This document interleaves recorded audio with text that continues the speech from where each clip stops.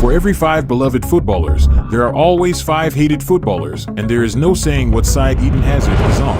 One of the reasons Eden Hazard is so hated is because back in 2013 he kicked a ball boy, and his behavior off the field is not any better because people who are close to him have said his ego and entitlement make it hard to be around him. But while all the evidence points to Eden Hazard being mean, the complete opposite is true about Son.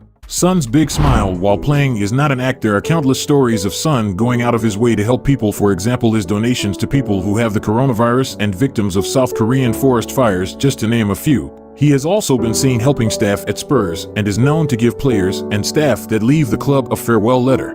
He has even hired world-class chefs to make food, which he then gives out to the homeless. Next on today's video is Sergio Busquets, one of the most despised football players because of his diving antics. His teammates at the time like Dani Alves and Pedro dive too, but Sergio Busquets took it to the next level with his falls being so fake that they were laughable, and also the sheer amount of times he did it per match didn't do any favors for his reputation. Watch when he raises his hand. You can clearly tell by his facial expression he is fine, but when you think of Jack Grealish, what words come to mind first? His hairband? Maybe his love for alcohol? But no, kindness should come to mind. Jack Grealish has done a whole lot of work with kids. When he was celebrating a World Cup goal, he even did a dance a kid told him to do. The reason he loves kids is because his sister has cerebral palsy, and his older brother passed away when Jack was still a little boy.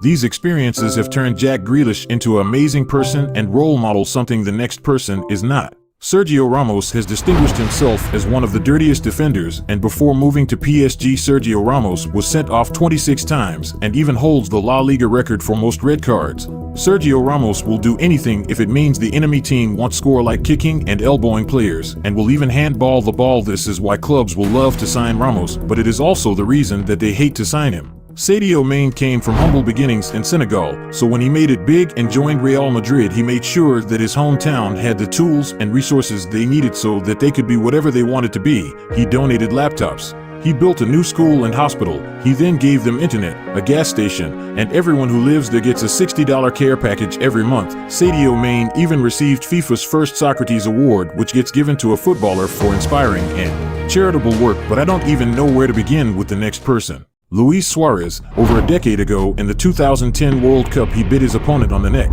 Does bro think he is a vampire or something? After Luis Suarez moved to the Premier League, he was constantly diving. And then he was suspended for being racist to Patrice Evra. After that, he bit another 2 people. While Luis Suarez is not the greatest role model, that can't be said about Marcus Rashford. Back in 2021, Marcus Rashford stepped up against UK's President Boris Johnson when he said kids in the coronavirus don't need to be fed. After hearing the news, Rashford donated large sums of money and teamed up with companies to get food to kids. And Rashford wasn't just donating heaps of money, he was also going door to door delivering food to people in need.